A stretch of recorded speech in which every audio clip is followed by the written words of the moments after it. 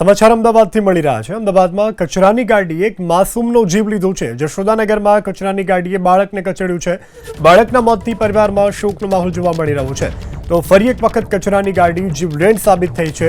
અમદાવાદના જશોદાનગરની આ ઘટના છે કે જ્યાં કચરાની ગાડીએ એક બાળકને કચડ્યું છે। બાળકનું મોત થતાની સાથે પરિવારમાં અત્યારે શોકનો માહોલ જોવા મળી રહ્યો છે। તો અમદાવાદની આ ઘટના છે કે જ્યાં કચરો એકત્રિત કરતી જે ગાડી છે તેના નીચે આવી જતા એક બાળકનું મૃત્યુ નિપજ્યું છે। અમદાવાદના જશોદાનગર વિસ્તારની આ ઘટના છે। બાળકને ગાડીએ કચડ્યું છે અને બાળકના મોતને લઈ પરિવારમાં અત્યારે શોકનો માહોલ જોવા મળી રહ્યો છે।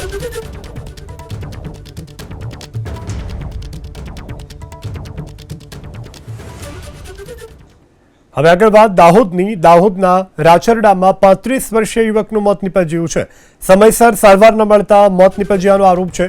ટીમરડા સામૂહિક આરોગ્ય કેન્દ્રના ડોક્ટર ઉપર આરોપ લગાવવામાં આવ્યા છે। ડોક્ટર હાજર ન હોવાથી સારવાર ન મળ્યાનો પણ આરોપ છે। ડોક્ટરની સામે કાર્યવાહીની પરિવાર અને સ્થાનિકો દ્વારા માંગ કરવામાં આવી છે। તો મૃતકના પરિવારે આર્થિક સહાય ચૂકવવાની પણ માંગ કરી છે। પરિવારના આરોપ બાદ 2 ડોક્ટરોને નોટિસ ફટકારવામાં આવી છે।